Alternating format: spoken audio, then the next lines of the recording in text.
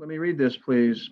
Pursuant to Governor Baker's March 12th, 2020 order suspending certain provisions of the open meeting law found in the Mass General Laws, Chapter 30A, Section 18, and the Governor's March 15th, 2020 order imposing strict limitation on the number of people that may gather in one place, this meeting of the Southborough School Committee will be conducted via remote participation to the greatest extent possible.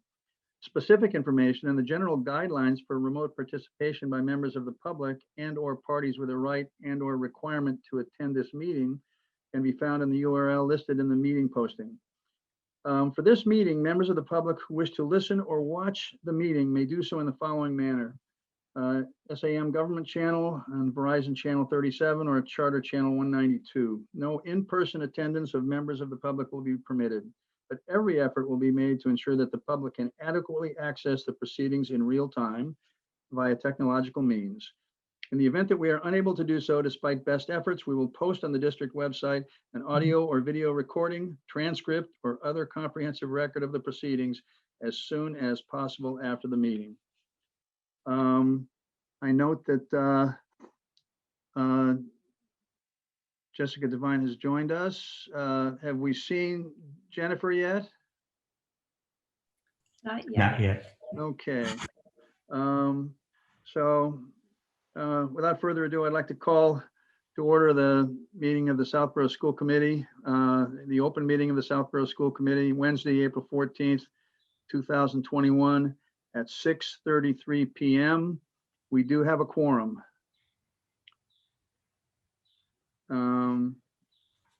Well, first on the agenda is audience sharing.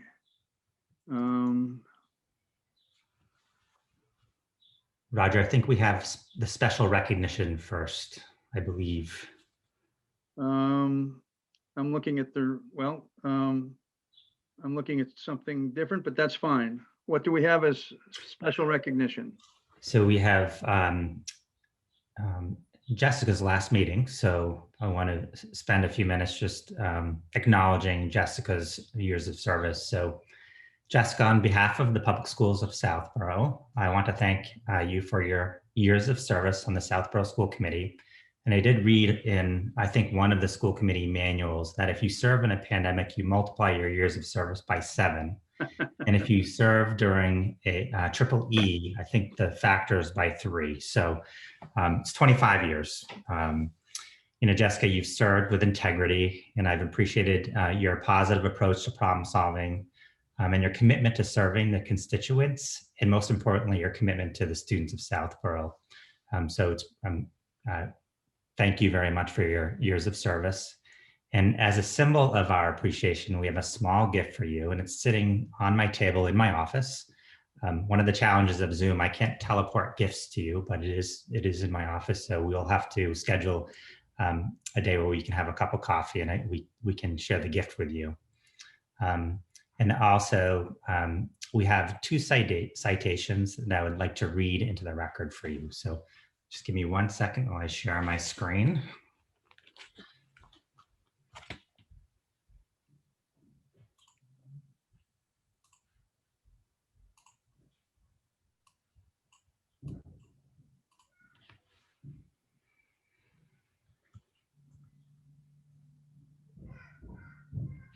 All right, so can everyone see my screen? Yes. Okay, so this is the Commonwealth of Massachusetts State Senate, and this is an official citation.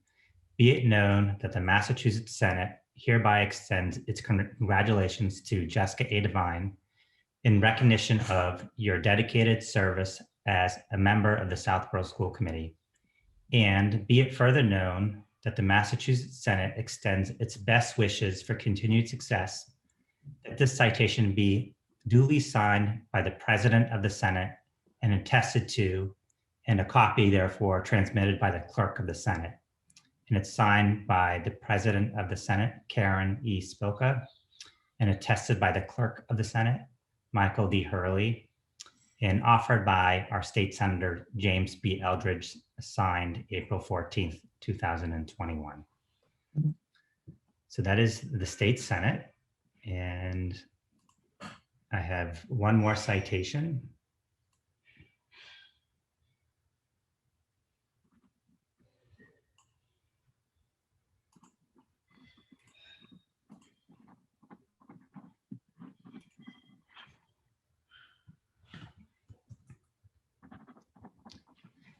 And this citation is from the House of Representatives. So the Commonwealth of Massachusetts, the House of Representatives, be it hereby known to all that the Massachusetts House of Representatives offers its sincerest congratulations to Jessica A. Devine in recognition of your dedicated service to the town of Southborough as a member of the Southborough School Committee.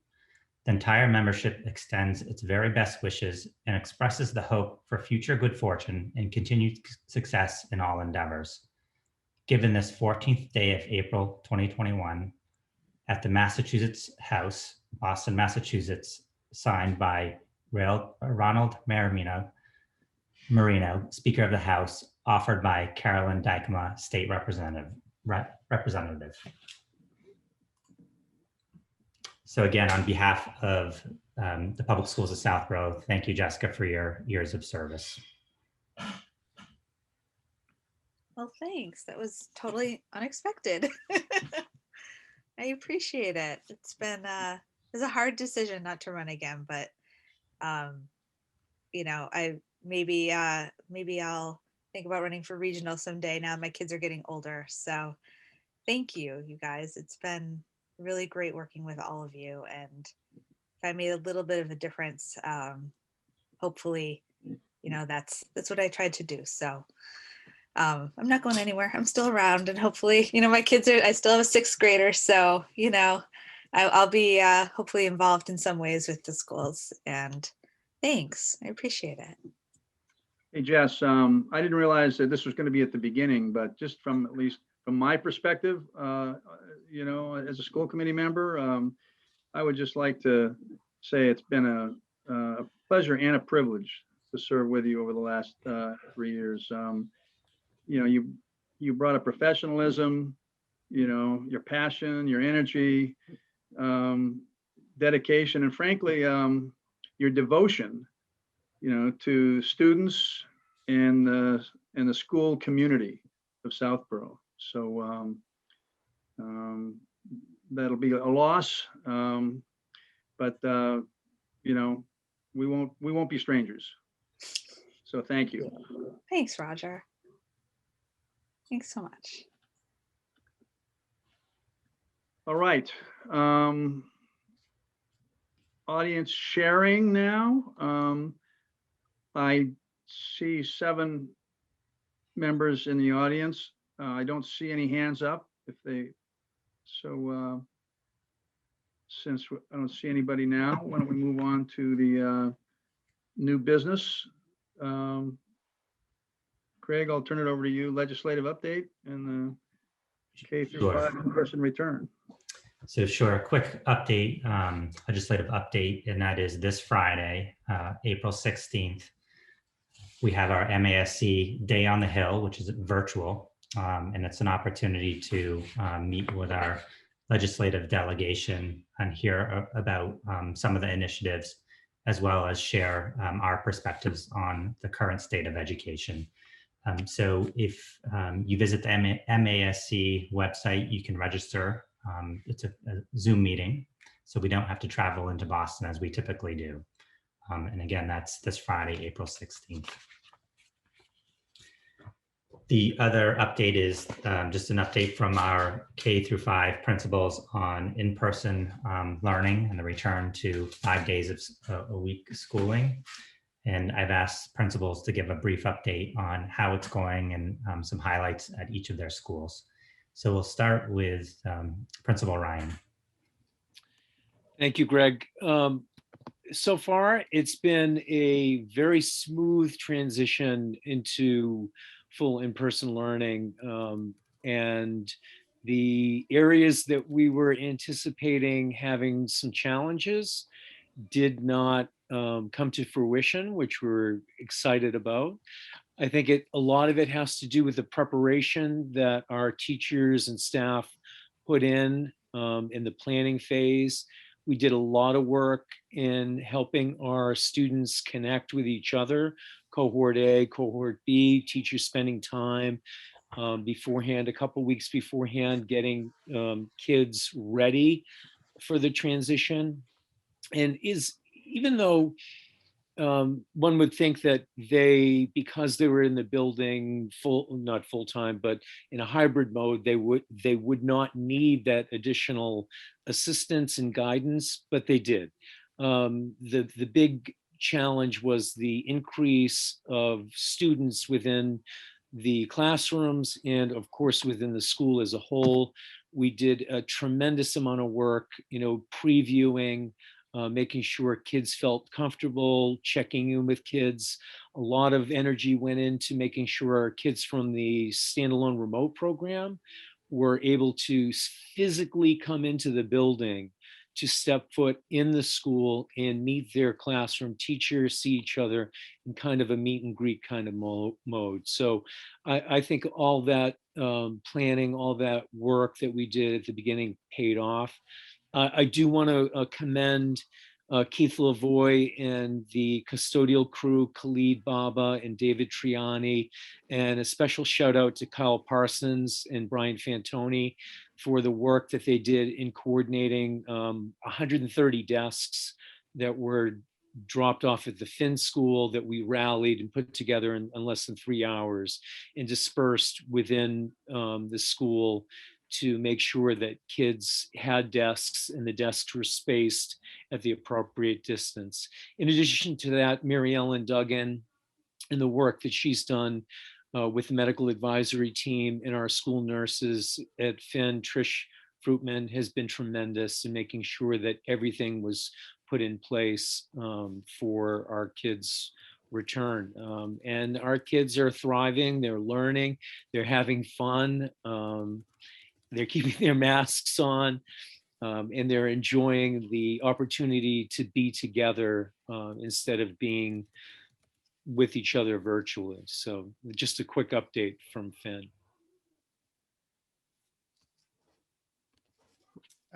I'll echo, so many of those same sentiments that Clayton just shared. The reopening has truly been a team effort, from all aspects of our faculty and staff, parents, the community. It's really been wonderful to see, everything come together and what's best for our students. So when we were preparing for the increase to in-person, the entire Woodward and faculty really came together. We planned, we talked about safety protocols, we revised our plan, we planned some more, we adjusted. We put some of those routines into play, and then we revised again because, as we all know, this is such a changing landscape. So I just want to commend everyone who was a part of that. I'm incredibly proud, but not really surprised with the Woodward staff because everyone really just stepped up in extraordinary ways to support each other. A huge thank you to our parent community, parents and families. Throughout the entire year, we've had to shift and adjust in so many ways, and they've been flexible and patient and so supportive of the work that the staff has been doing and taking part in, and ultimately leading to really healthy and the best transitions that we could possibly have for our students. So a huge thank you to the parents and families of Woodward and Southborough. SOS recently put together a fundraiser for us, which helped to provide all sorts of recess games and activities and equipment, all meant to keep students, to give them the appropriate distance at recess, but also give them, great activities to use when they're outside, which was a big part of our re-entry, is making sure that we can bring some normalcy back to for our students. To echo again Clayton's sentiments, Mr. Lavoie, Mr. Fantoni, the entire facility staff, give a plug to Ed Mercer and Joe Mancini. They did a great job in making sure that our building was safe and ready for students. They moved furniture, redesigned spaces, moved furniture again in a lot of cases, ultimately to what was best for students. Kelly Kiley, our school nurse, along with Mrs. Sergi and Mrs. Hill, have done a great job in helping to coordinate student testing, making sure that students and staff are healthy and safe, and taking part in all of the testing whenever possible. And I would say that one thing that I've noticed in our return is it was a pretty long winter, a long cold winter for a lot of people. And there's a new appreciation for the sunshine and being outside, having snack outside, doing writing lessons, math activities, partner work, projects. We're really trying to take advantage of the outdoors, and that's definitely feeding a lot of the energy that we're feeling around Woodward. It's been great having students back in an increased capacity. So I just want to thank everyone for their part in helping to get us to this place.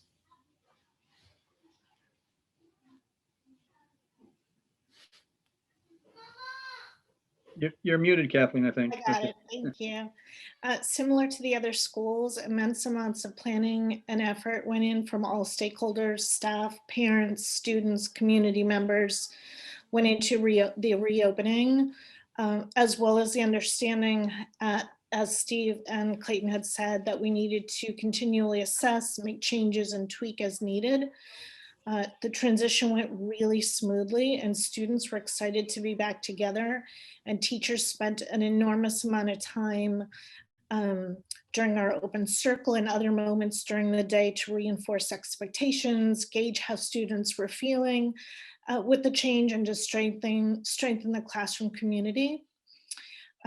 Again, a huge thank you to Keith and Brian Fantoni and our custodians, Mike Daigle and Claudio De Silva, and also to Patrick Powers, who's at Trotter, for coming down and helping us to assemble desks for our new dining gym. So we now have 2 dining rooms. It allowed us to create a safe and similar experience that was already occurring in our main dining room. We have lots to celebrate at NERI, not only us all coming back together, but for example, this week was NERI Kindness Week. So many students are creating these fantastic symbols of kindness and spreading them around our school, at home, and throughout the community. So it's been really nice to see today. Mr. Finneran and Mrs. Tev students got outside and they've sprinkled words of kindness along our bus drop-off and car drop-off areas. So it's really uplifting and great to see. Mrs. Torrio came in and put some great signs outside on our windows. So if you drive by NERI, you'll be able to see those. So it's really a celebration of kindness and sprinkling it wherever we can. Some other exciting news, our students are back in our specialist rooms, so that's awesome for them to experience that, and the specialists are so open to welcoming them back in. And our NERI Blues Band is in the morning practicing before school, so it's nice to come in early and hear them playing their instruments. Also, Administrative Assistant Day is next week while we're on vacation. So I just want to say thank you and celebrate the great work of all of our admin assistants, especially at NERI, Charlene Lincoln and Deb Couch, who have gone above and beyond this year. And again, express a thanks to Deb Parsons, our school nurse, for her efforts that have kept us safe and healthy. When we return from school as well, it's National Lunch Hero Day. So I want to thank our dining room ladies. And so Carol and Donna have just been incredible in being flexible in all the changes that we've asked them to make in order to ensure that our students and our staff are healthy and safe and getting their meals in a timely manner and able to enjoy the new experience of how we're dining at NERI. And just, I'm so proud of our staff and students. To hear the laughter and conversations and seeing the smiling eyes is just so nice to see. And today was awesome. I walked into one of the classrooms I was covering for a teacher, and I walk in and they all had these handmade crowns on, and I heard them say, "She's coming," and typically they can hear my heels coming down the hall. So I thought this was all for me, and they're excited, and I saw the crowns and the smiling faces and the giggles, and then it was for the teacher because it was her birthday. So, but it was so nice to see them all and just be in one space and just enjoying being together and learning again together in one space. So it was great. And for me personally, it's been such a wonderful experience. The transition has gone exceptionally well, and I really have to thank my admin colleagues for that too. We've really come together, collaborated through the whole process, shared what was working, shared adjustments we were making, as well as with central office staff. It's just been such collaborative effort, and I'm just grateful to be part of such an amazing staff and an amazing team at district and building-based level. So it's great.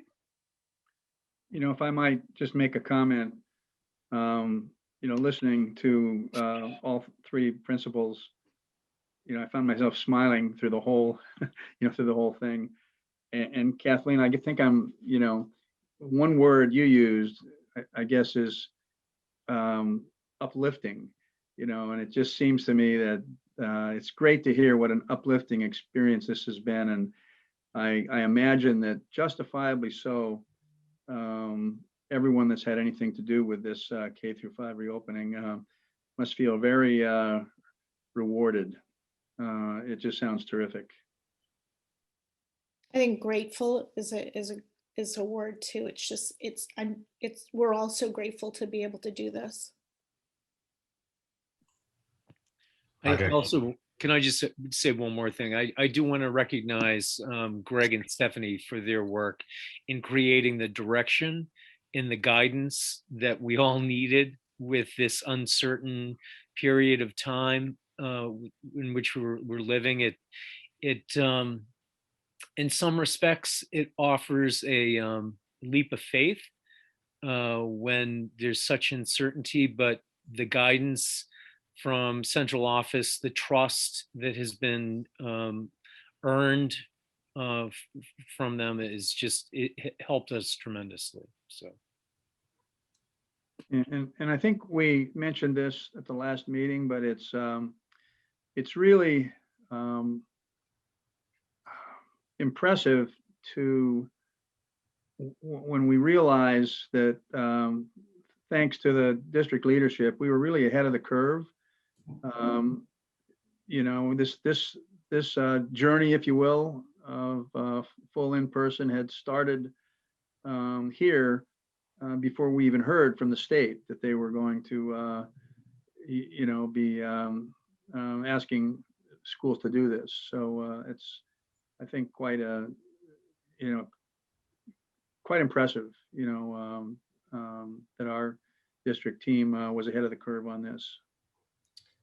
Roger, could I just say 2 words and actually a couple sentences? The first is I just want to acknowledge the Southborough Teachers Association and the positive labor relationships we've had navigating these uncharted waters. I think of our strength of our organization are our teachers and the work they do with our students. So, I can't say enough about the educators in Southborough. And then secondly, just the leadership of our principals. So central office, talks about the plans, but the real implementation and the work happens at the building level. And that's, Steve, Clayton, and Kathleen and Gary have led during a very challenging time and have done it with great integrity, professionalism, and skill. So I just want to acknowledge their hard work as well. Well, my 2 words are here. So any other school committee comment, or shall we? Okay, I see your hand up, Katura. I'm sorry, I should have seen it up over on the right. I'm sorry, Katura. No, that's okay. Yeah, so I just wanted to say, it's almost like I don't know what to say because everything is just, I'm so impressed.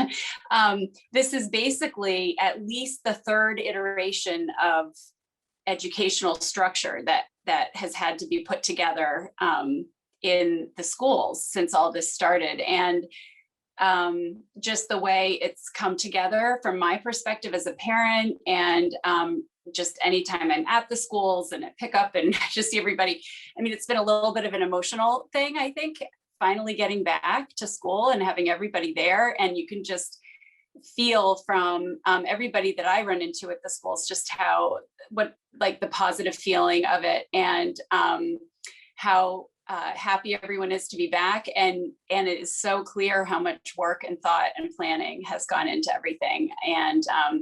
And the kids are really benefiting from it. It's really just a beautiful thing to see. So I just want to thank everybody from, everybody on the screen to everyone behind the scenes. And you're totally right. The administrative people have done an incredible job. It's just very impressive. And I just want to thank everybody for all the work that you've put into all of this. Thank you. Kamali, I see your hand up. Yeah, I thank everyone as well. I think all of your comments kind of are indicative of all the collaboration that's happened. And, if you watch the playback of this and you listen to who you were thanking, each of you were thanking, the other. And I think that just shows just to me how much partnership there was to execute all of this. And the winners in the end were the children. And so that I really appreciate that. I actually was part of the crown making activity last night, and it was great to hear how that unfolded throughout today. And I also wanted to just kind of add another anecdote, which is that um, someone thanked the administrative assistants and staff members. I can't imagine, and the nursing team, the amount of phone calls that those individuals must get with questions, clarifications, mix-ups. I take my hat off to them, and I appreciate that they've stuck with us through all of this. And I hope that all of the lessons learned, we're going to see that, in the years to come. And that's it. So thank you, everyone. Okay, thank you. So moving on to new business. I'm sorry, moving on to old business, COVID-19 update. So although great things are taking shape, and it's a great feeling to have students back in the classrooms, as Mary Ellen and I were talking today, we're still in a pandemic. So it still requires attention to detail, and Mary Ellen has done a great job, and she can provide you with an update on the screening and some of the dashboard data that we're seeing at this point in time. Sure. Thanks all. I'm going to take this moment first to personally thank all of the nurses, each and every one of them. As Kathleen said, and Clayton and Steve, for going above and beyond like everybody else. They've met every challenge of this year head on with professionalism and a smile. And we would definitely not be where we are today without each and every one of them.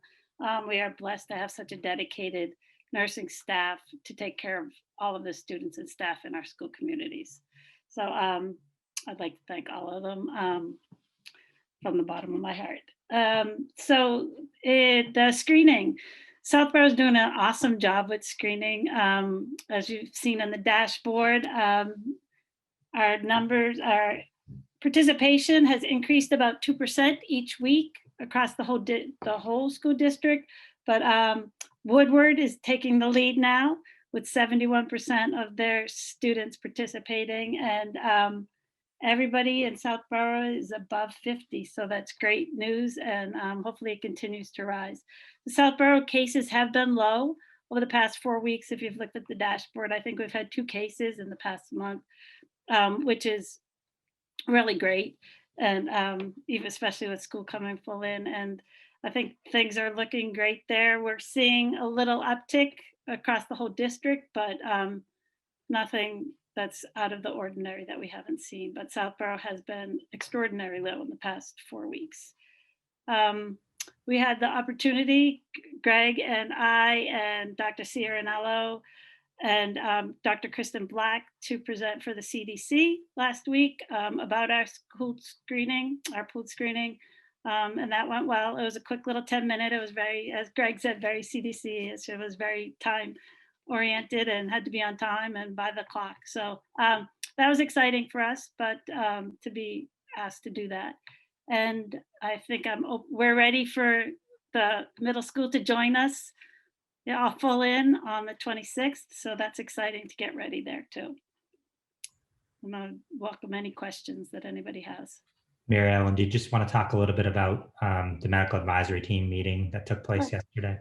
Sure. So the medical advisory team, as you know, we wouldn't be where we are without them either. All of those wonderful volunteers with their expertise that they have guided us through all of this journey. We met yesterday to discuss a few things, and one amongst them was the opening, being ready to open on the 26th for the middle schools and the high schools. And they agreed that looking at the metrics as they are now, that is ready to go with that. And We also talk about the travel, our travel guidelines that we've done, and we bring everything to the medical advisory team. Just to let you know, we brought things from PE class. Can we do this in PE class? To one of the high schools wrote a play and they want to know if it was safe to perform the musical outside, to graduation and questions about prom. Is there going to be a prom? So they are really, if we ask them anything that we need to find out, they are experts at it. So I think that was our update from yesterday, that we're just ready to go. We're excited to have all the students in, and we feel like all the mitigation strategies are in place that we need to have all the students full in starting the 26th. Okay. Mary Ellen, we continue to thank you and your team for all of your hard work and expertise. You're kind of the constant that that continues to move through this whole journey that we're on through this pandemic. Kamali, I see your hand up. Yeah, it's kind of a combination question for Mary Ellen and maybe Keith. Is there anything you can kind of share with us about the return back in terms of the transportation? What has the medical advisory team, given any input on changes that should be made for when now the middle school and high schoolers go back, because there's more of them? And are we just going to keep the same rules that we've kept for the younger students, the elementary, to go back in terms of the transport, the distance?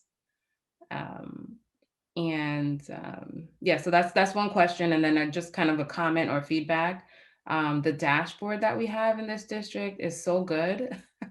Every time I look at it, it's so clear, the amount of information that's on there. And I think it's been very reassuring to see that with all of the kids back, well, a large percentage of the kids back in the elementary level, there have been very few positive cases in the Finn, Woodward, and Neri. So that's really been reassuring to us parents. It just shows that all the mitigation strategies are working well. So yeah, that I should have comment and the first part question. Sure, I can start, and then Keith, you can tag in if you need to. So our bus transportation, we've worked through it with them, some of the little glitches we had, and with the elementary school, with the assigned seating, and the NRT, and Keith and Jean Pinto have worked to get everybody to get that safe, so that we have the assigned seating and everybody knows where they're supposed to sit, and the bus drivers do, and so that when we have to contact trace, we'll know where everybody was on the bus when that happens.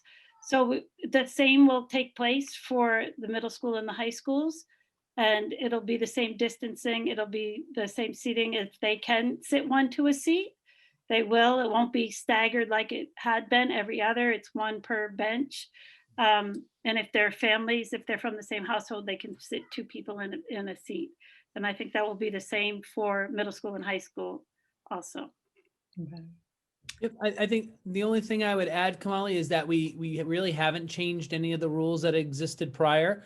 We've had to introduce the bus to many of the students that return to in-person learning. Some from our SART program hadn't ridden the bus all year. So the principals did a nice job of identifying those, letting them know what the routine was, things like that. And I also want to thank the principals for K-5 and certainly in preparation at the middle school for working on the assigned seating, making sure students are aware of it, connecting with the drivers. They had the most up-to-date list and just reinforcing it. I think we are going to spot check it, probably weekly or bi-weekly to make sure we're in compliance.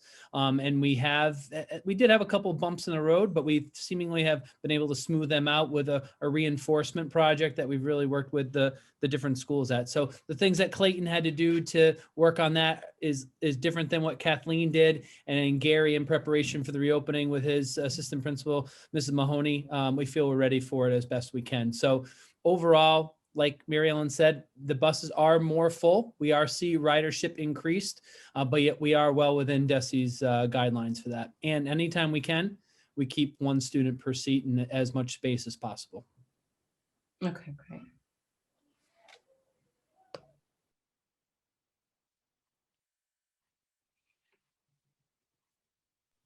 Roger, you're on mute.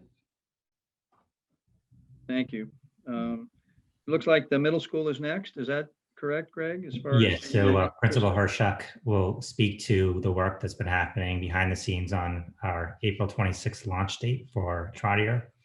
And again, Gary and Stacy Mahoney have done a tremendous amount of work.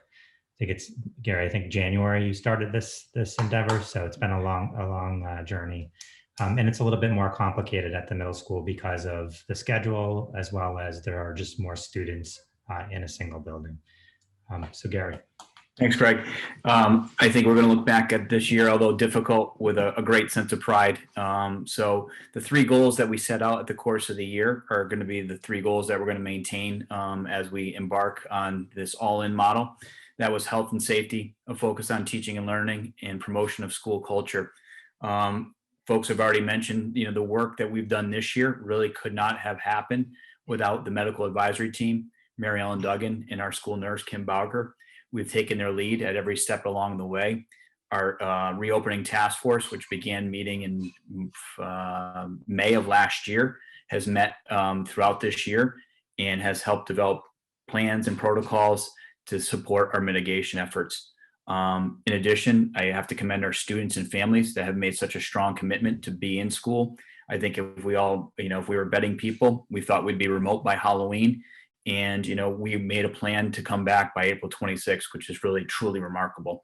And that would not have happened without all those factors taking place. Our teaching and learning has really been a huge driver of what we've done. We started with 50 students in our SART program, and now we're down to about 18 students. I think that also speaks to the mitigation efforts that have transpired, and families are now ready to take that jump back into school. In addition, we have maintained, a cohort of students that have been in for 4 days a week, and we're making that transition for them as well. Just to remind, folks that our teachers have been teaching under the hybrid model, had to pivot from remote Mondays, asynchronous days to in-person learning.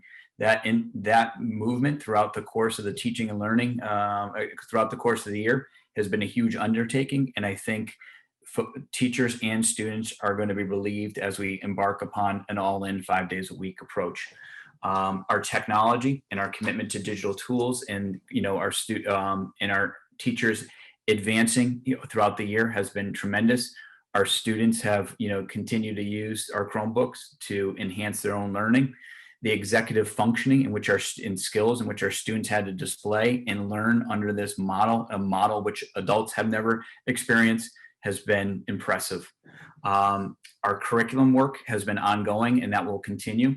We have examined the power standards throughout the year, and that work will continue as well.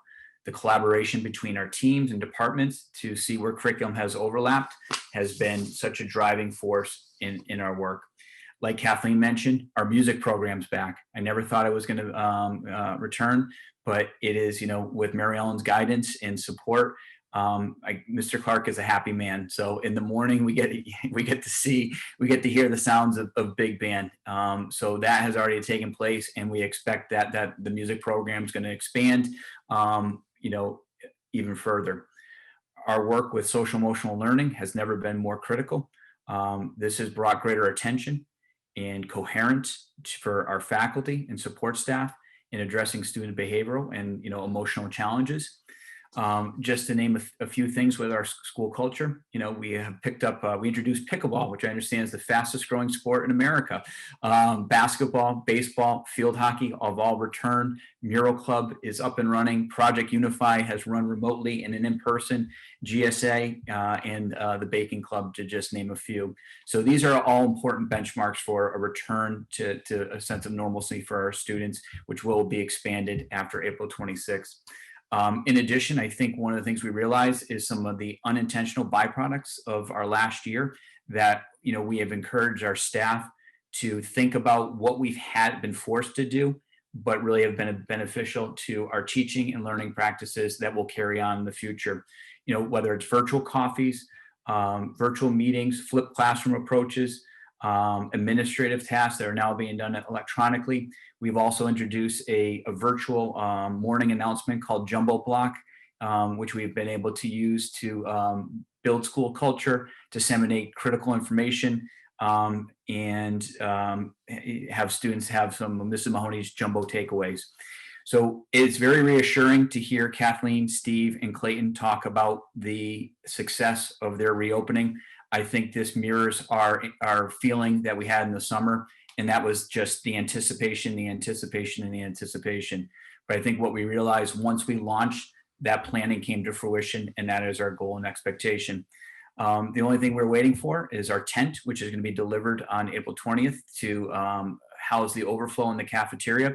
And I think that's appropriate because throughout the course of the year, I felt like a carnival barker. So that will be very symbolic in this next phase. So we have just put our final touches on schedules. I'm very proud to say that, very few students had to change teachers in this process. We did have students that needed to change sections, but we have been able to provide a level of continuity for students. So I think this vacation is going to be well-deserved for staff and students, and it will give us that last time to put the finishing touches on the planning and to check off the punch list.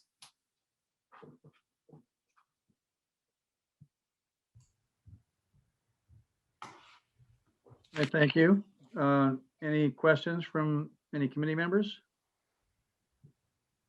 No, I think I just want to comment. I think that's great that there was minimal students affected by the schedule changes. I know that's going to be a concern for that middle school age group, but I can understand the challenge, especially with various periods and switching. So I'm glad that we were able to have the most minimal impact. Thank you. Mm-hmm. Guess we're in a little bit of a stay tuned mode. Katura, I see your hand up. No, I'm just curious about the tent. That sounds. That's it. So it's a large tent, and will it be mostly just used for lunches or anything else? Or No, so it's 40 by 100. Is that right, Keith? That's correct. So it will house an additional 50, 60 students for lunch. But the lunch wave, when it's not being utilized, it can be used for an outdoor classroom Or a carnival. or a carnival. So, we did have a staff member that recently got engaged, and we did suggest that if she wanted to have a wedding there, perhaps we can look into that. So, well, that sounds great. What a great option. Thank you for that. Jess, I see your hand up. Yeah, maybe I think this is kind of for all the principals, but I guess it's more. I'm concerned about it probably more for the middle school and the high school. Obviously, it doesn't apply for this committee, but when kids are going to have to quarantine, and now that we don't have the cohorts, how are they going to keep up with school, since they won't be able to join in with streaming with the other cohort to keep up with classes? How are we thinking that will work now? we have spoken about this internally. You're right. We will not be able to, the streaming option will not be part of the equation moving forward, but we will still provide information through Canvas. The goal would be for students to kind of follow the work through the Canvas page to keep current. Teachers will populate the Canvas page with materials and content. In addition, students and teachers will have ongoing communication for needs. We'll also work with families to alleviate any academic stressors as they arise. Is there any thought do we have any of those? I'm just wondering how will the kids learn the new content though? I'm just imagining a third grader who's quarantined trying to learn math by themselves, that kind of thing, or a sixth grader, or have we, now that they won't have that opportunity to jump in with another cohort. I'm just thinking about how that's going to work, and because hopefully we won't have that happen that often going forward, but especially in the middle school and of course the high school too, while there's going to be more bodies in a classroom, there's, one kid, if there's like a bunch of kids surrounding them, then all those kids are going to be close contacts. And then that kid goes from classroom to classroom while they're switching. Then there's going to be a lot of close contacts. So you could have a lot of kids out just from one kid having coronavirus. So I'm just wondering how that's going to work. So Mary Ellen, Mary Ellen. why don't you go first and then I'll follow you. Sure, I can take the elementary school. At an elementary school, if a student tests positive, the whole classroom is quarantined because of the cumulative amount of time they spend together. We consider them close contact. So they would all be remote. So that would how it would work if it was a close contact from in school. So the whole Right, but if it's out of school, the whole class doesn't have to come. No, but if it's out of school, then it would be individual. The Right. teacher would make the So that kid's still on their own, having to Right. deal with. So a couple of thoughts. One is generally, the weekends are part of the period of quarantine. And so, at the end of the day, they end up typically missing 5 days of school. And I think a lot of times people have in their head like 14 days or, 10 days, and it sounds longer than the quarantines actually end up being for what they're missing of school typically, if they're close contact.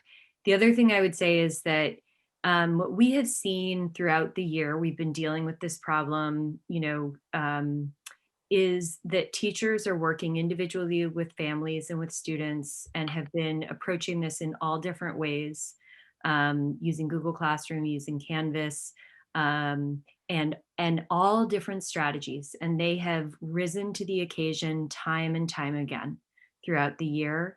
And if we were to try to prescribe a single response, I think we would actually stymie the teachers. I think we have great faith that the teachers are going to work with the students and with the families to get them through as needed, and we will pull together and provide the supports. And if there are students on IEPs or with other services, we will continue those services while they're in quarantine. So it will be highly individualized and responsive from the teachers. I'll just add that, Jessica, this is something we've talked a lot about, and it is a concern. It's one of those trade-offs. And one of the things, this is a conversation we had with the medical advisory team around, at what tipping point is it counterproductive? So we've had these conversations. Thankfully, we have a pretty robust Canvas, student learning management system. We have dedicated teachers. And if we look at the prevalence of the virus within our Southborough school community at this point in time, it's been very low. And this is where we need the community's partnership, and students' partnership, and really following the mitigation strategies, not only at school, but at home with families and when on play dates and so forth. But it is a concern and something we'll be monitoring very closely, Jessica.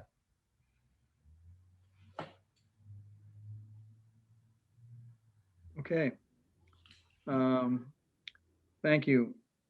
We will go to master plan update and review. Do we have anything? Well, so Greg and I have worked on a slightly modified version of what we presented to the committee a couple of meetings ago, or a few meetings ago at this point. And I think we'll have something for next month to actually share and present, which will be hopefully incorporated into the final master plan. Okay. School improvement plan update? Sure. So throughout this year, the principals and Dr. Reinhorn and leadership team have been working on updating school improvement plans, and Dr. Reinhorn will provide an overview of where we are and what the process has been thus far. Thank you. I am going to share my screen.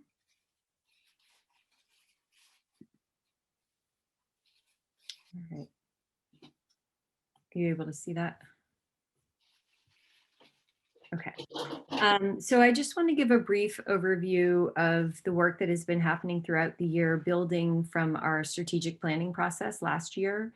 And just start with a thank you to the principals who have been collaborating with each other, with central office, and with their school communities, and getting to know a new process. We explained to the committee previously that we're approaching this building off of successes of the past, but in new ways. And so the principals have been working together, growing together, and working through the process. So we really began the year, and throughout the year have been engaging with our new strategic plan, with Vision 2026, and then building from that to determine some areas where schools wanted to collaborate across schools on shared initiatives at the school level, but also wanting to leave room for school-specific initiatives where they might identify work that was already in progress that they want to continue, that is aligned with the strategic plan, and or something new that they're wanting to take on at a school level. So trying to find that balance between the shared work and the school-specific work. And this is kind of iterates back and forth. It's not as sequential as this visual would make you think. We really started, as I said, from the strategic plan and building off of the portrait of a graduate work early in the year with a lot of conversations within the NASA, the administrative team. And sorry about my dog. There's a UPS truck outside and nothing can set him off like a UPS truck. So we started with the portrait of a graduate and having conversations about if this is the graduate that we are aiming for, the areas that we want to develop in our students, then what does it need to look like in our classrooms and in our schools and in our ways of working together in the school community? So that was our starting point, and will be a continuing conversation. It's not a one-time conversation. It will be an ongoing conversation at all levels of the organization with teachers and administrators. We then really have been digging into the strategic objectives, and these are the district level strategic objectives, and using that as our starting point to say, at a district level, this is what we're working on. So what does that mean for our school level work? What does that look like in terms of the initiatives that we're taking on at the school level? And then within that, the principals have focused in on 3 of the strategic objectives as areas where they want to have some collaborative themes that they will work on not only across the Southborough schools, but actually across all 10 schools. And so in the area of empowering learners, one of the themes that is at the forefront during the first year of their plans is about digital literacy and looking at where the digital literacy and computer science standards are integrated into our schools and our work in our schools. In the area of equity of opportunity, continuing the work that has been ongoing related to culturally responsive teaching and how we best support inclusive communities and communities where we reduce unconscious bias. And in the area of healthy and balanced learners, the schools are working together to define initiatives related to social emotional learning and how we support students' development in this area. So these are 3 areas that the principals have been starting to define what their work will look like, but they are also now working with their school communities to give further definition to this work and build ownership around where they're going to be heading with it. So the conversation continues, and I think there's a lot of positive energy around being able to collaborate across the schools, but also they'll be working with their school communities to say what are some of the specific areas, and look forward to being able to share those with you all in the fall as we continue the work. And I'm happy to answer any questions.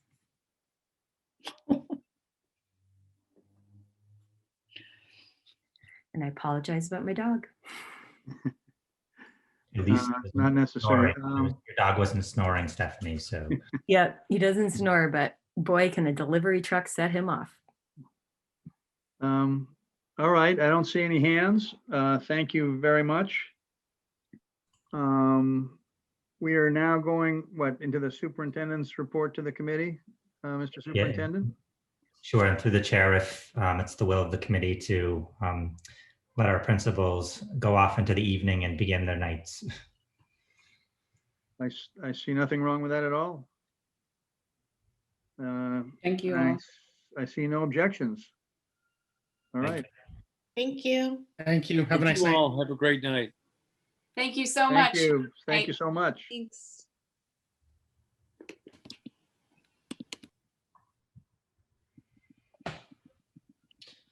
All right, so the superintendent's report. So the first item in your packet is the enrollment report, and we've seen pretty stable enrollment throughout the year. We have an increase of 1. I will share with you that we've been doing a lot of work behind the scenes, projecting what the enrollment will be for the fall. Dr. Reinhorn and Nancy Bissett have made phone calls of all the families who chosen to homeschool as a result of the pandemic, as well as families who potentially have chosen private school, to reach out and see what their plans are, so that when we look at next year's enrollment numbers, we have an accurate number of what to expect. And I am pleased to say that many of the families are returning to in-person learning in our district, and took a 1-year either change of direction as a result of a family choice, but they are coming back, which is great news for us. Also in your packet is the. Actually, can I pop in with a quick question about enrollment? Is that okay, Roger? Please. Okay. So Greg, when I'm looking at the enrollment projections, at this point, what's the projection for kindergarten? Do we have one? We do. It's 100 students, Katura. So we'll have 6 sections. So when you look at kind of projecting forward what class sections will take place next year, we have 42 teachers, 42 sections across our 3 elementary schools. Next year, we'll have 42 sections across our 3 elementary schools, with the difference between we'll have 6 sections in first grade, and we'll have 8 sections in 3rd grade. And all of our class sizes will be within the school committee class size policy. The 8 is actually in 2nd grade next year. I'm sorry, 2nd grade. Gotcha. And so, the size of the kindergarten class at this moment on this chart, I think says 107 projection. Okay. And does that include the families who have said that they will be coming back? It does. Okay. Okay. Thank you. That was my question. I have Kamali? one. Yeah. Kamali's got her hand up. Yep, go ahead. I can't toggle between my screens right now, but I recall seeing that one of the ratios for in the Woodward school was like 21% in terms of student to teacher ratio. Mostly everything else seemed to be in the teens, 15, 17. Did that one give you any pause for alarm? Yeah. So Kamali, that is where we're adding a section in 2nd grade. So instead of 7, there'll be 8, which will reduce the class size to between 17 and 18. So if you look across our K-5, there's quite good parity in terms of overall class size. But we were concerned with that, yes, and we've mitigated that, shifting a teacher to that grade level. Without any new hire, we just use current teacher. Okay. Correct.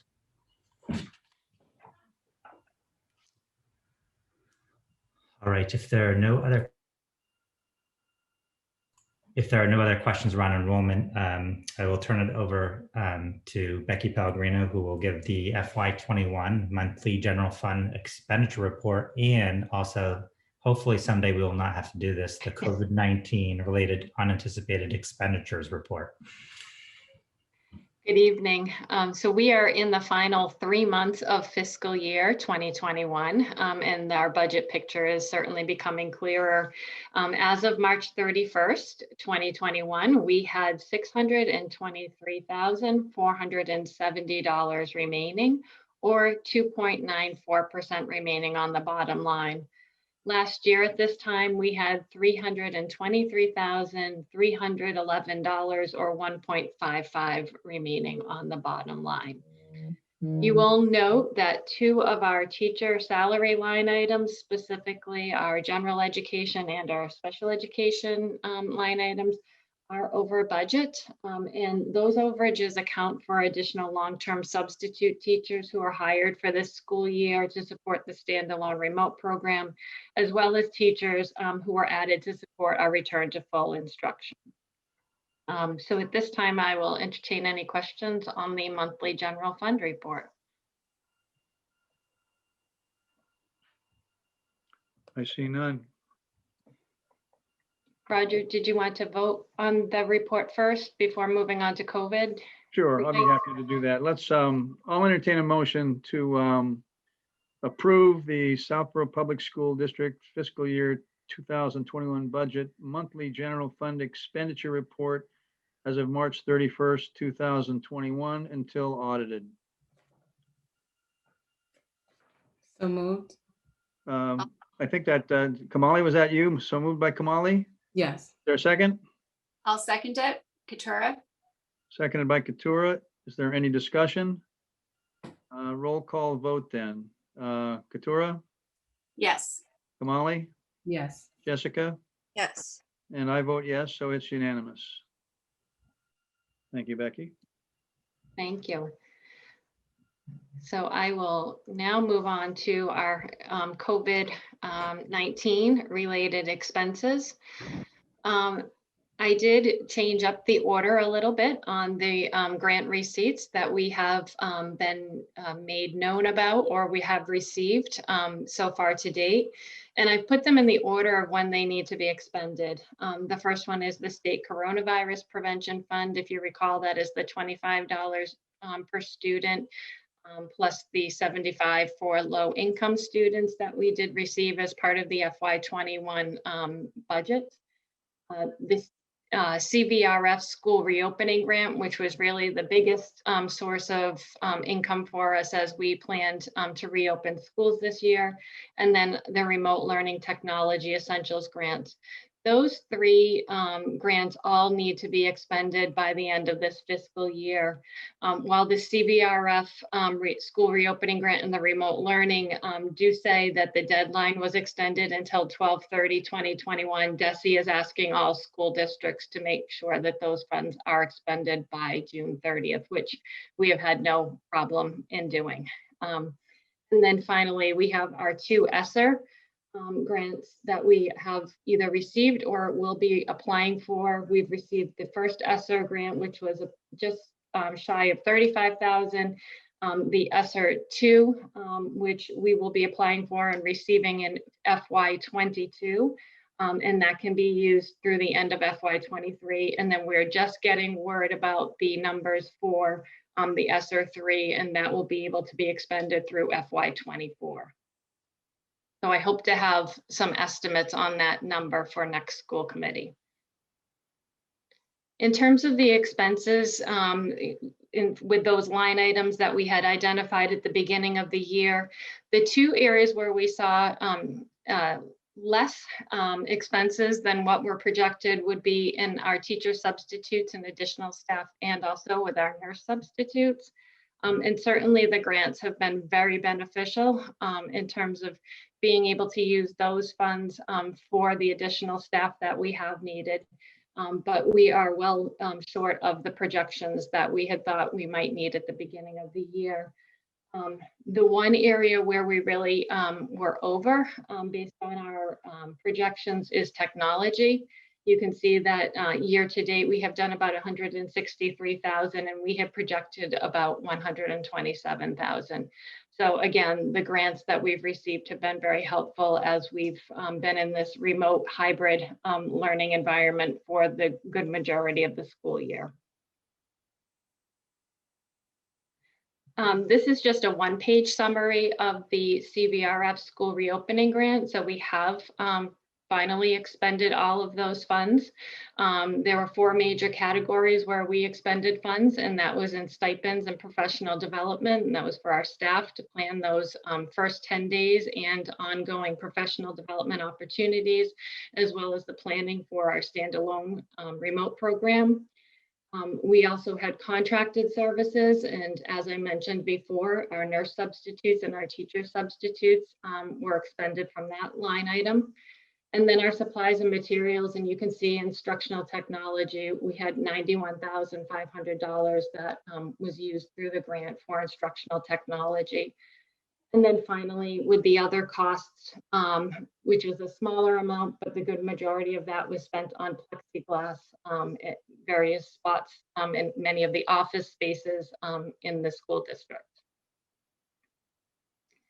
Not much has changed with preschool, so I am happy to report that we are holding steady with the preschool program. We have collected 66% of the tuitions, which is about where we would expect to be 3/4 of the way through the year. And we have also expended 72% of the expenses as of March 31st. And then finally, I'm happy to report that the food service program has moved from the red into the black. And you can see that as of March 31st, that we did see a profit of $5,115. So we are seeing increased numbers now that our students are returning. And we are seeing more participation. And so we are happy that things are going in a positive trend, and we expect them to continue in that same vein. And if there are any questions about the expenses, I am happy to answer those. Becky, I have a question. It's really related to, so the balance at this point in time, I'm sort of looking at it, it's about 623,000, or almost 3% of the budget. And I don't remember the exact number, but I think you mentioned that at this time last year, I'm thinking it was about half of that, right? You said 300 and something, which would probably be correspondingly about half of that percentage. Correct. If I'm recalling that correctly. So are there 2 or 3 areas that I guess would be more relevant than others to that, or is it just all over the place? We've seen a few savings in terms of like our water sewer usage has been lower. However, we've seen the opposite on the heating and the electricity. So there's been a little bit of an offset there.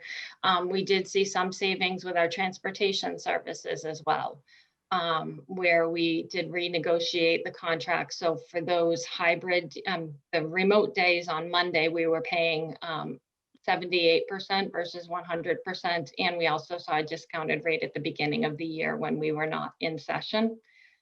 I think utilizing the grant for many of the expenses, like the substitute teachers for the technology has really provided some relief to the budget as well. And we've really been working with the town on some of the projects that are eligible under the CARES Act. We've been working with them with the PPE purchases and with some of the HEPA filters that have been placed in the classrooms. All right, thank you. Other questions? So I'll go back to you in the report, Greg. Yes, so thank you, Becky.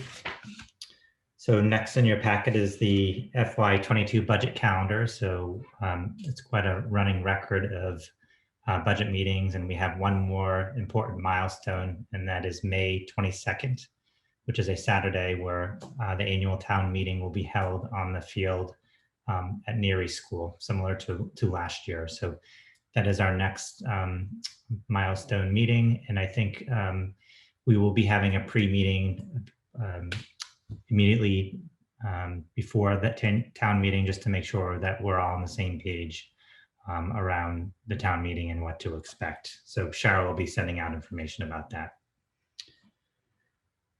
Also in your packet is the FY22 school committee approved budget. And just to comment, at our May meeting, we will need to identify a person to read the budget, make a motion for the budget at the town meeting. So typically it's the chairperson who makes the motion, but again, we can discuss that at our May meeting. Did I? Huh. Who did that last year? Katura did that last year? I think, I don't know why I'm blanking on how we've done this in the past.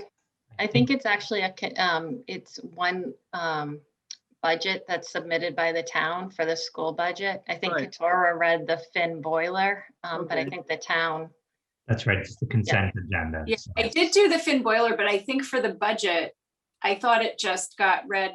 It's It like the warrant is being read by the moderator. it's the consent agenda, which all of the budget. So, but Roger, you're on call just in case. Well, I know that last year I was busy picking up the papers that had blown off the chair next to me in the wind. So maybe I blanked out during that period of time as to what was actually happening, but all right. So I guess I stand on call. Back to you, Greg. And I believe that concludes the superintendent's report to the committee.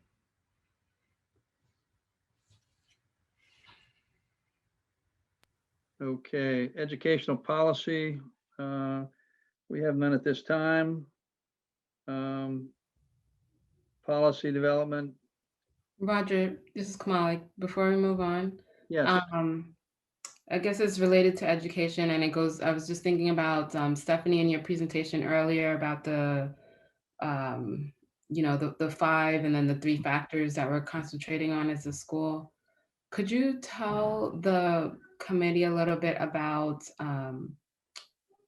the change that I think is already in place, but then going to continue further with some of the textbook, the digital textbook changes that are being made, because that ties into what we were talking about, where we want to have more digital literacy and culturally responsive teaching. So I know about it, but if you could share that for everybody else. Sure, I'm happy to. So I think what you're referring to is the adoption of the Discovery Education tech book as for the middle school history for 7th grade in particular.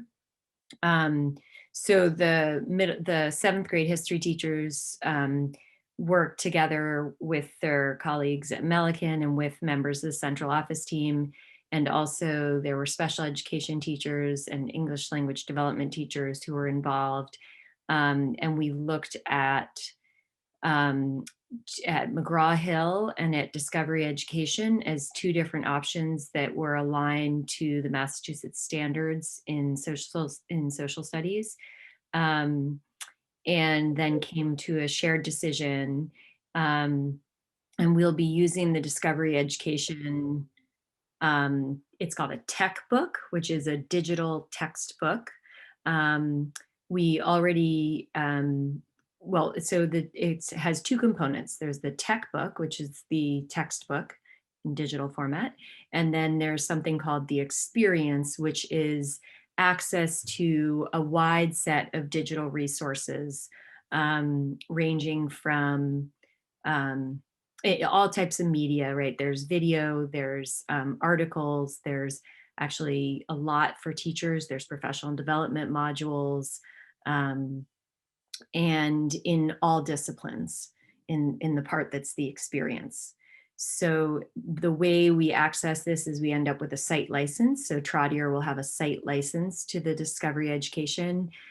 So we will do some professional development that targets the history teachers who will be using the tech book, but then we will also work to introduce the full faculty to the experience that Discovery Ed has, because there's a wealth of resources. Kids can do research on there, teachers can use the resources, there's current events. So we're excited about the opportunity. And I think part of what Kamali was thinking about when she asked me to share is that part of the process of vetting the resources was at looking at the cultural, how, sort of how these different publishers are looking to make their materials culturally responsive and inclusive. And so that was part of our process, was to have conversations about the ways that the materials support us in working towards, against unconscious bias and working towards more inclusive and equitable experiences for our students. And I think we lost Kamali during my explanation. But I think that's what she wanted me to explain. So it does kind of bridge across a lot of different areas. I did not see her eyes glaze over, so I think she was probably attentive until the connection dropped. Stephanie, I'll just add to one of the factors or decisions was how dynamic is the content. So obviously with a tech book, it's fairly static. It doesn't change over a period of 5 or 10 years. So one of the things that I think the educators and Stephanie were impressed with is how quickly content can be adapted, specifically current events. So it's really a dynamic tool over a period of time that will change. So the resources we purchase on day one will probably look very different from the resources and the tools educators and students have, in year 2 of using the program, which is exciting. Yeah, and the other thing I'll share that we were really impressed with is how do these resources work for all learners? And we invited our special educators and our ELD teachers to join us. And at Trotter and at Millikan, the 7th grade teachers created some experiences for students to try out the 2 different sets of materials that we were considering, and the teachers then worked with students using them. And so the Discovery Ed, there's Spanish translation, it can read aloud to the students. Students can make the decision, and or teachers, to change the level of the text, the reading level of the text. So a student could say, I need to read this at an easier level, turn it down, then they could toggle it back up and read at grade level. And then there's dynamic glossaries. They can highlight and create their own set of notes from it. So there were a lot of features that provided accessibility for a wide range of students as well. So we're excited about it.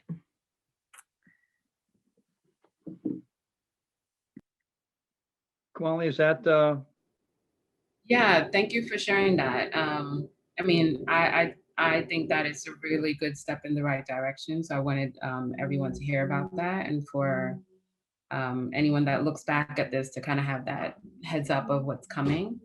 So thanks for sharing that. all right? Thank you. We've got some policy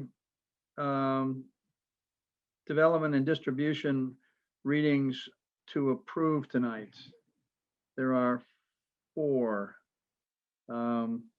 So I think we can do these all together unless anyone objects.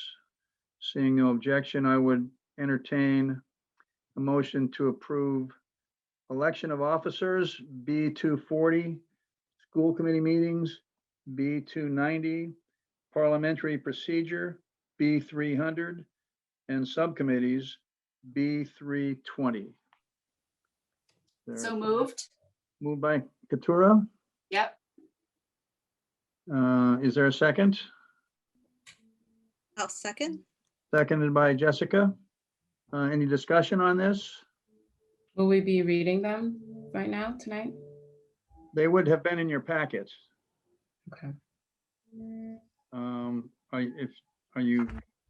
I'm thinking if they're short, is this something that we would like to read through? But Well, do you have any objection to doing that, Katura, Jessica? Are they too long to? They're fairly long. They are fairly long. Yeah, a couple of them are several pages. So I don't know if we. Are you concerned about any of them in particular, Kamali, and you want it held, okay, until you have a chance to, I don't want you to vote on something you're not comfortable with. No, I don't want it held. I just wanted it kind of read into record, if that is a term. But, or it's that I wanted to note what the changes were. So oftentimes you can say, well, there were these 3 changes, or that we made it more robust. In all of the cases, these are more robust than they previously were. So that's, let me see. So can I just make a couple general comments? So, Sure. Thanks. so typically, and this is just typically the first reading, the policies that you receive in your packet is a result of the work of the policy subcommittee. And usually in that packet, we include the redlined policy so you can kind of track changes. And if those changes are accepted after the first reading, typically they're incorporated into the second reading. So you definitely wouldn't see the redlined policy at this point in time, Kamali. But it's the first read. That's the key document where it's an opportunity for the audience to provide input and feedback. And that is one of the reasons why we did create that place on our main website, so that it's easier for people to see the policies that are under review and for citizens to provide us with this policy subcommittee with feedback and input. I'll just also, Kamali, while we're on this topic too, just talk about some of the work of the Coalition for Equity. So some of the work that the Coalition for Equity is doing is looking at developing a protocol to review policy. So oftentimes the policy subcommittees will sit down, we'll send the policy off to legal review, and then we'll just have a general discussion. Part of the Coalition for Equity policy working group has developed a protocol so that as we review policy, there's specific questions in terms of diversity, equity, and inclusion that are considered as the subcommittee reviews the policy.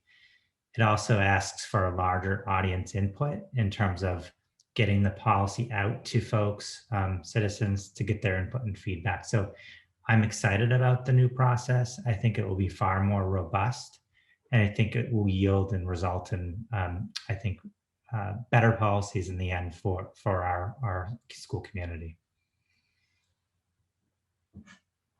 Sorry, Kamali, kind of went on. Thanks for articulating that. So I was jumping the gun a little bit, because that's kind of what I was attempting to do.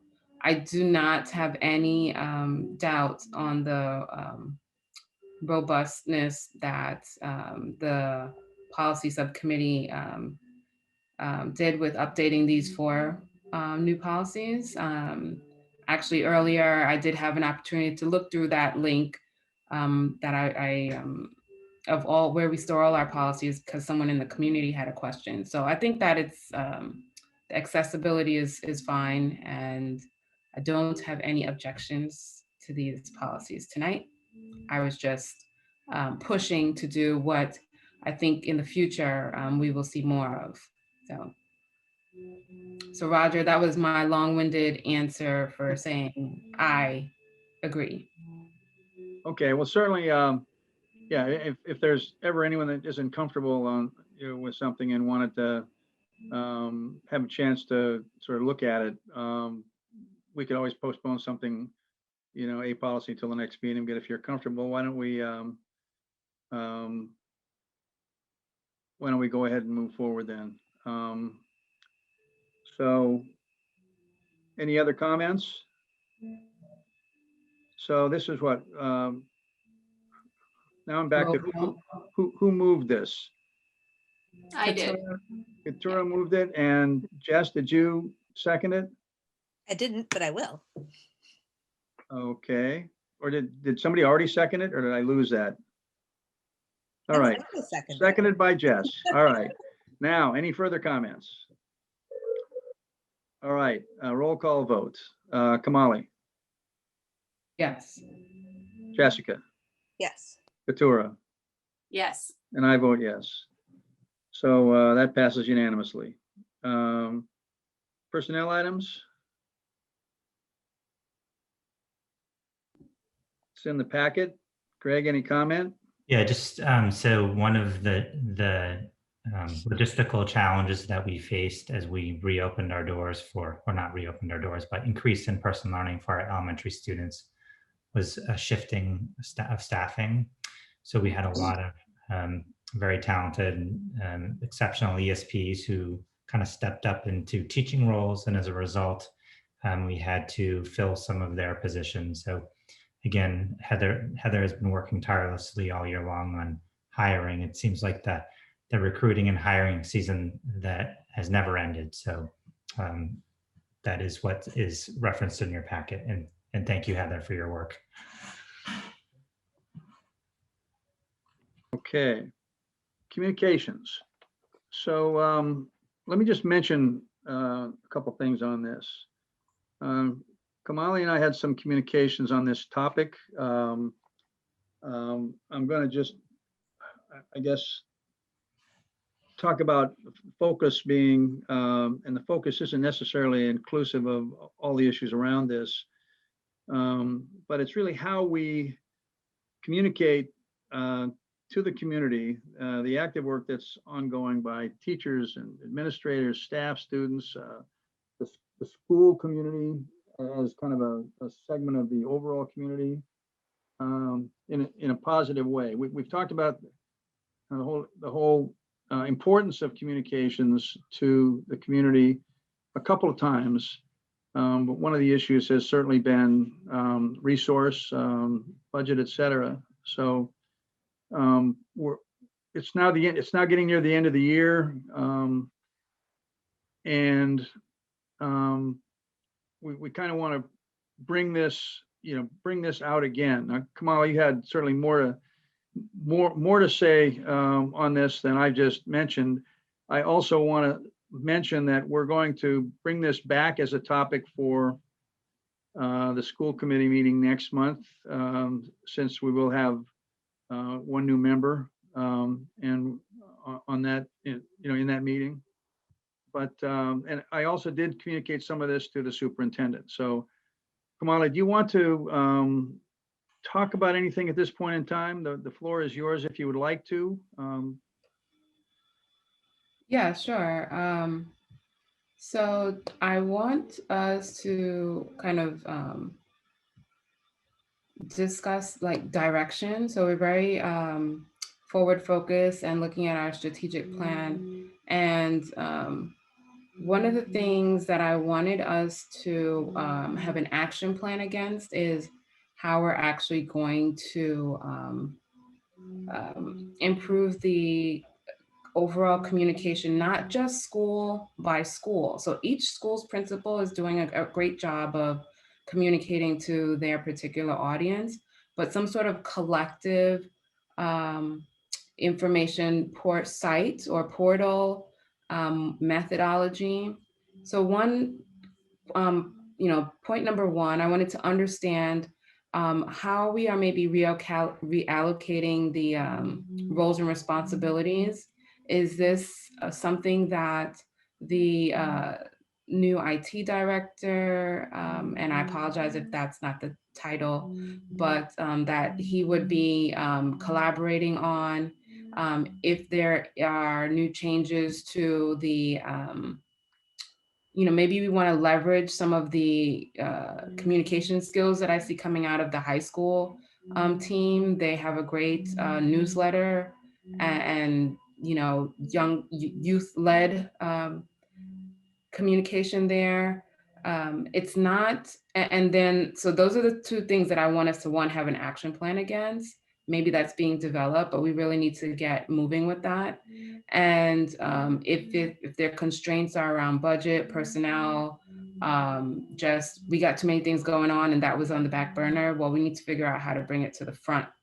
And then the next thing that I wanted to just share is just how it actually impacts us as a district, because as new families move to this district or considering where they want to move to in Metro West, the first thing that a family will do is look up a school and look for information and articles about it. And when they come to our website pages or find articles from a Google search, we want it to pop up and disseminate information that is led by us and not just through algorithm, based. So, and the things that are going to be led by us are all of the wins that we just talked about in the first 20 minutes of the call. So those are like real tangible impact of us not sharing our good news, our things that we're working towards, etc. Because if the only resource we have that's very strong right now are the superintendent's weekly announcements and the principal's weekly emails, those things are not easily accessible by someone outside of the school. You want a person that doesn't have children in the school to see that information. So that's kind of where like the direction that I would like us to be moving in. And I will, that was the information that I, in some sense shared with Roger that I wanted to have on the agenda for tonight. And although I know bits and pieces of what we are working on, I don't think I've yet had a chance to really share how it all ties together. So I wanted to first, just for my own committee members, Katura and Jessica, is there anything that you want to add to that? Or is it clear what I'm trying to, share with you? And then I'd like to hear from the central office. I think your hand's up first. Did you say my name? Yes, Yeah, both. yes. Yeah, Looks like, okay. looks like you're up next. Yeah, so no, I can't have the, he's trying to bring me the dog. Can you close, excuse me. I'm sorry. So, no, I think that improved communication is a wonderful goal, and I agree that it could be improved, and that's not to diminish anyone's efforts to date, but I think that in some ways our communication is very decentralized, where I consider myself very savvy on the internet, and I sometimes can't find what I'm looking for. Occasionally, takes me a little while.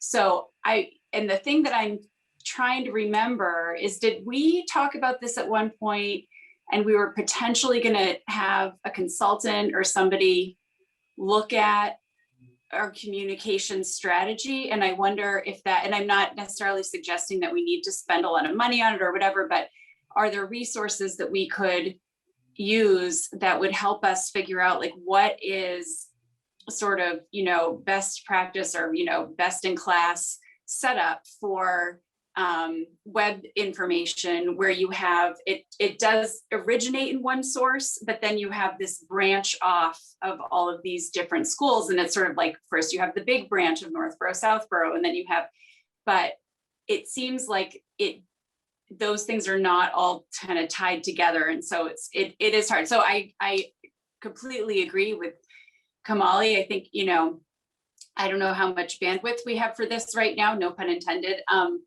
Well, all the COVID stuff is still fairly raging, and we're kind of settling into this new routine and bringing everyone back to school. But I think that if we're thinking sort of about our goals, to me, it makes a lot of sense to look at that and see if there's a way to make it even better. So, thank you. Jess? Yeah, I mean, Roger and Katura know that this is, and Greg know, like, since I came onto school committee, this has been something that's been a top priority of mine, and due to circumstances, it's just hasn't gotten, it's been something that's been pushed off. So, I mean, obviously I'm leaving now, but as a parent, I would love to see this happen. And I feel like we're talking about two things here. One is our communications strategy, from central office and from schools, and being more centralized, but for internal communications. And then I think we're also talking about a PR kind of thing, and making sure that kind of the community and the world, the more people know. I mean, we should be tooting our horns a little bit here. Like, we are, I mean, we talk about in our little school committee calls, and, we're all, saying thank you to everybody. And we're so excited about, like, we're doing so many great things here. We are so far ahead of other districts. Our medical team was just on a call with the CDC. Like, these are things that are like a really big deal, that if we had a PR director or a communications director of some sort, might be tweeted about and put on, a little press release about, and be out there a little bit, so that parents, as Kamali was saying, like, these are the things that when parents are searching about Northborough, Southborough school systems, are coming up in their Google searches. So, and as a parent, I could say, like, if you had some sort of committee or something like that, and you needed parent representatives, I'd be interested in being in something like that, because, that's something that is my career and something that I'm passionate about. So I would love to see us do, move this forward, even if it's something that happens when I'm off the school committee. All right. Thanks, Jess. Greg, do you have any thinking on this yet? Certainly, if you do. I do. So first of all, I think that communication is essential in terms of how well we do it. I agree with Jessica. I think there are kind of two pathways that we have to look at: the communication to our families, and then the marketing of the work that we're doing to our local community, but to the larger community. This was one of our goals in terms of, we did create a halftime communications position that was part of the HR, kind of the restructuring we did. Halftime HR, halftime communication. The reality was that was unrealistic, and that person's role really was about HR, not communication. So we haven't been able to capitalize on that. I will say that if you look at our operation across our 10 schools, we're with grants, we're over $80 million operation on an annual basis. We have over 800 employees. We have over 4,500 students. We're very complex. And I think we communicate. I think we communicate a lot. I don't think we have unified communications. I don't think we always know what each other are communicating, or if there's more power in the way we can communicate in terms of themes that are communicated across our schools. So I think it's something we definitely want to do a better job at. I mean, I think our website was redesigned a few years ago, but it wasn't designed by a person with the real expertise in communication. It was designed by Thomas Karen, our IT guy. And not to belittle his expertise, but again, you wouldn't look at an $80 million organization and then just have someone without a communication background and kind of strategy to roll it out. So it is work that we do see that we can improve. I want to acknowledge all the communication that does happen, because there is a lot, but it definitely can be marketed better. We can use some of the social media better, and something that we will look more closely at and develop an action plan around. And I don't think any of the principals disagree, or any of the directors disagree. But I think having someone who can dedicate and coordinate and unify the messaging would be really helpful as we move forward. So that will be part of some of the conversations we have as we look at prioritizing our resources. and what we're trying to accomplish. All right, and certainly, you know, if this is, I'm sure there are budgetary characteristics about this, and so I understand clearly that you know, to move forward and possibly to move forward in a way we'd like to move forward, we'll have to deal with that also. But I think we're willing to step up to that.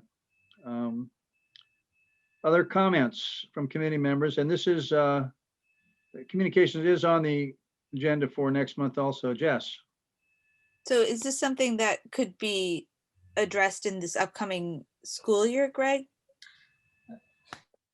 I always think there can be improvements, but in terms of a longer term strategy and really having the resources dedicated to kind of unifying and studying and actually having a marketing campaign and strategy, I think that probably will take a little bit longer. You know, we'll need to work with our Northborough colleagues and our Algonquin Regional High School, because, you know, one of the leverage points we have as being a regional school system and having two towns is that Southborough's share of a communication, a person who focuses on communication is 30%, right?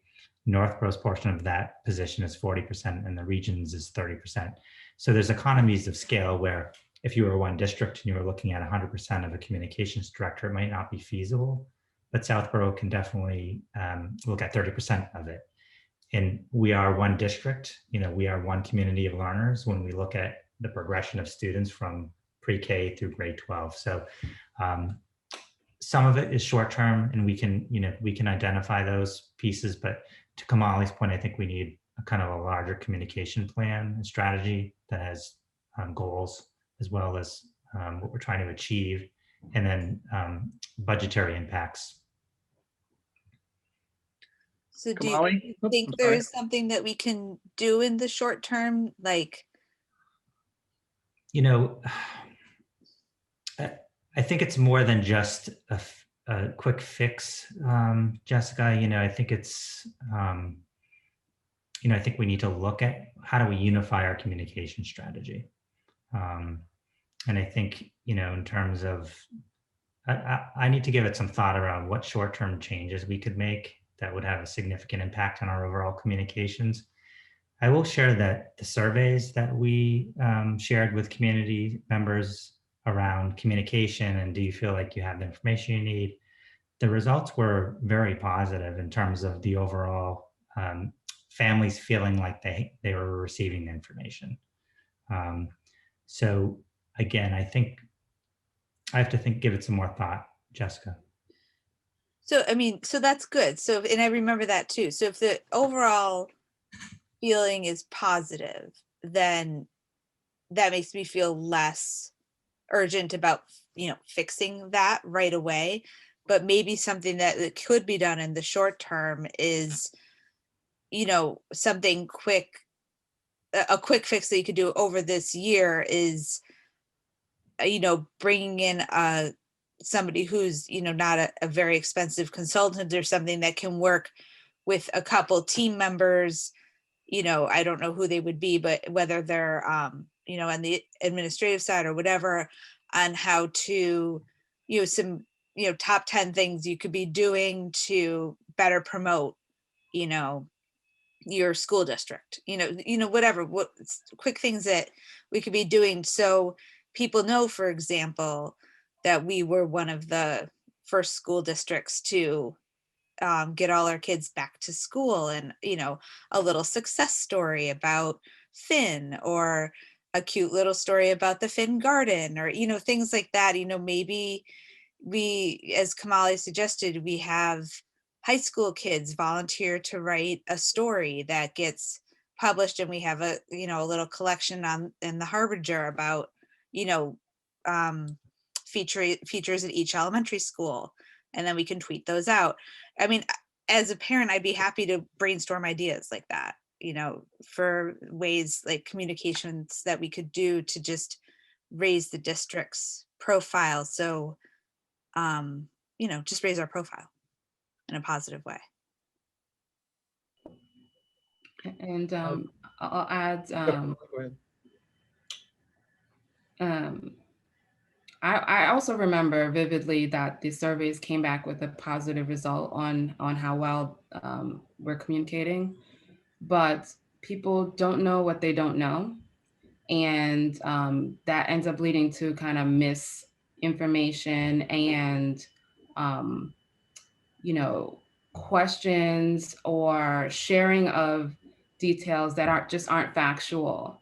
And so although the surveys say they feel that they're getting the communication they need, I would offer that response is in the sense of those questions were related to in terms of going back to school, about medical advice, about am I hearing from my teachers in this new remote learning environment that we are in, et cetera. The thing that I'm trying to share is that the amount of information about what our schools are offering, the impact that we're making in the world and the community, that collective piece across the 10 different schools, that is what I think needs improvement.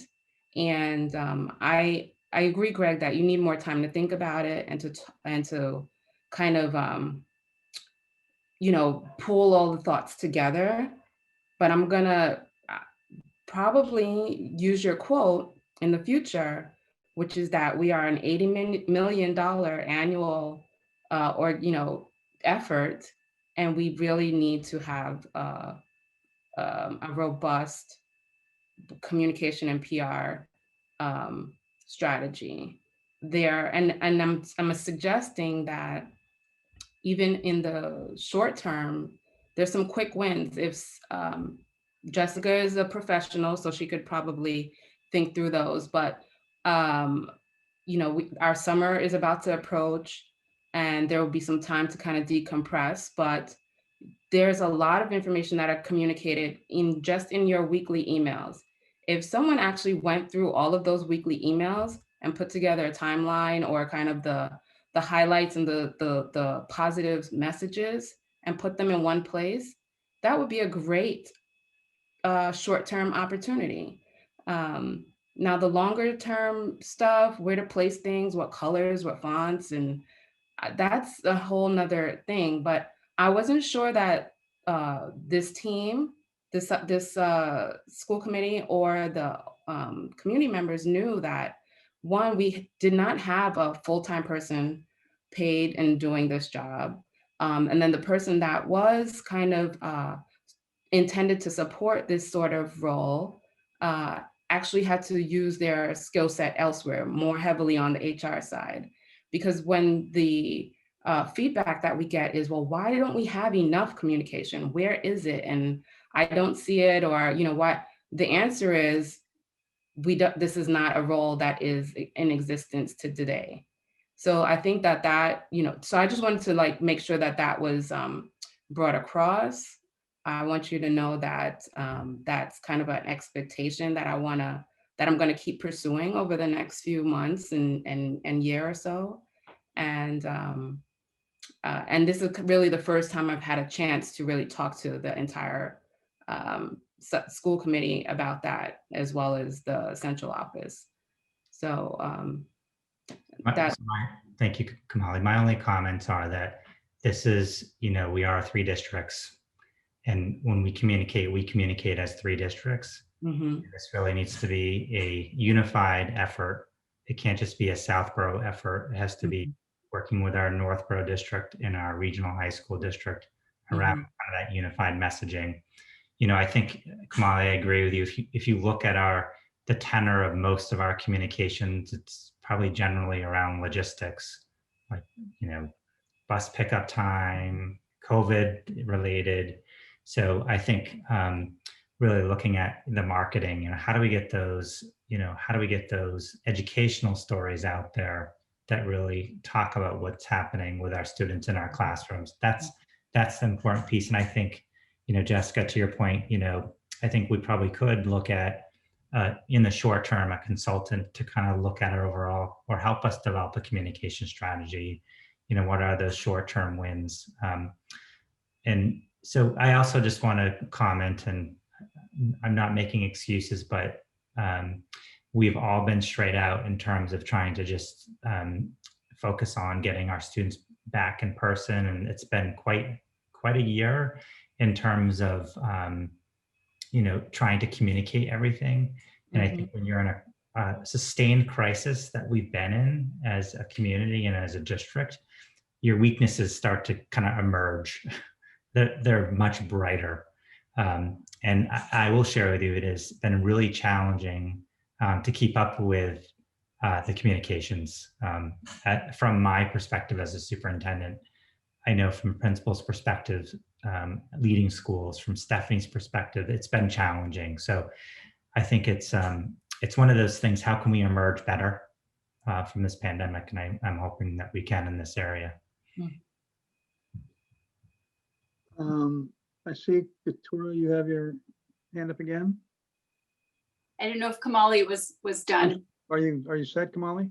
I empathize. I totally understand. And, I'm just doing my job and trying to make sure that even in the midst of all of that, I share some of the expectations, or I shouldn't call it an expectation, share some of the observations that I have that I would like us to work towards as a goal and a strategy. I completely empathize, and I think that, the last 7, 8, 9 months of my partnership has shown that I get it. I'm just, my intention is just to bring this up now because I know that you guys are a forward-thinking organization. All right, thanks, Katura, I'm done. Yeah, sure. And I just wanted to reiterate that I definitely do agree with paying attention to this as a goal-oriented issue. I just didn't want the discussion to end without some acknowledgement of all of the what I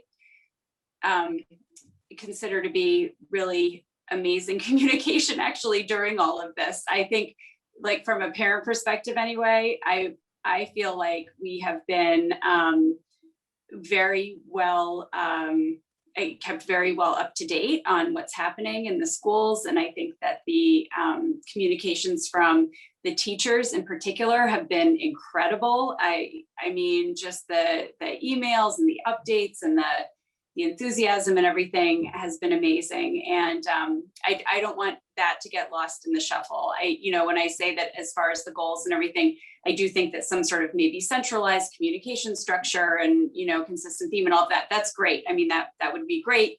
That's sort of, a higher level ultimate goal in my mind.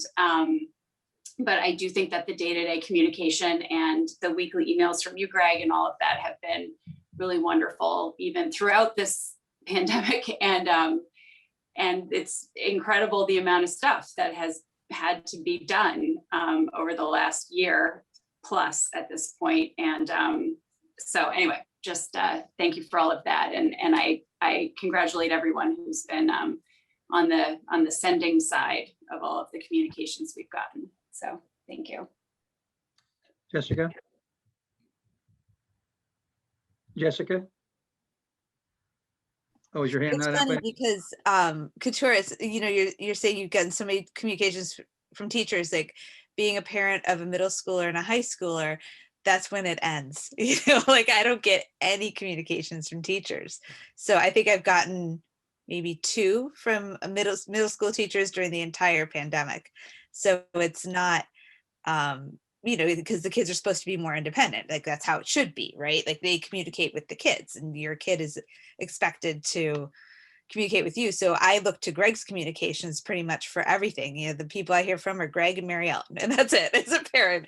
So it's interesting because it's a totally different ballgame when you're a parent of an older kid. But the last thing I want to suggest is also, Greg, maybe a study group would be great for this too, in conjunction, if you're thinking about having a consultant, because there's just so many parents in this town in communications and in marketing and, in this kind of realm who they would probably just be such a great like brainstorm of information to think of, like maybe not even a study group, just a brainstorm of like, handpicked people who are in this field that could just come up with, some great ways that we could optimize, quickly. Not just not a huge project that's going to take, all year to implement, but just some quick stuff that we could do to raise our profile and,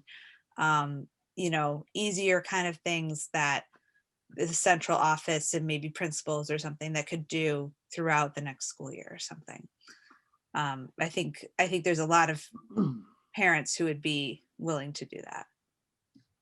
No, I'll just share that I think, I think the goals are aligned. I don't think anyone has said anything that I disagree with, or I think I think whenever you're talking about communication, there's always a place to kind of grow and improve. And I think the marketing and, kind of sharing the good news stories and finding those ways that we can be more efficient. I think I think there's common agreement in the goals. And that is a great place to start.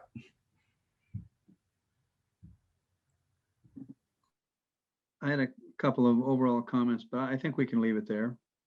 Anything else? Okay. Roger, can I will bring this topic to the Northborough School Committee as well, and the Regional School Committee. So again, so that at some point we'll need to converge and have a combined meeting about communication. Okay. We have action on the open meeting minutes of March 10th. That's in your packet. I'll look for a motion on approving the open meeting minutes of March 10th, 2021. There so moved? So moved. Moved by Couture. Is there a second? I'll second. Seconded by Jess. Any discussion? Hearing none. Roll call vote. Kamali? Yes. Jessica? Yes. Couture? Yes. I vote yes, so that's unanimous. We're really now down to the agenda for next month. Communication will again be on the agenda. We have the public hearing for school choice. We have a discussion on the superintendent's evaluation process. And of course, an update on the move to full-time in-person learning. Do any members have anything else that they have in mind right now that they want to note should be on the agenda for next month? Still have a little time, but there something anybody like to mention now? Okay. So we're going to move to audience sharing. I'm looking out there. Anyone have anything to share? I don't see it. So I think what we will do now is adjourn this meeting and then go into an executive session meeting. Is that the plan, Greg? Yes. Or shall we? So right. you should You could just adjourn it into executive session. if you accept it for to not to return into open session. Right. So I'll entertain a motion to adjourn this open session and to move into executive session, not to return to open session. I'm so moved. Moved by Kamali. Is there a second? I'll second. Seconded by Couture. Roll call vote. Couture, Yes. Jessica, Yes. Kamali, Yes.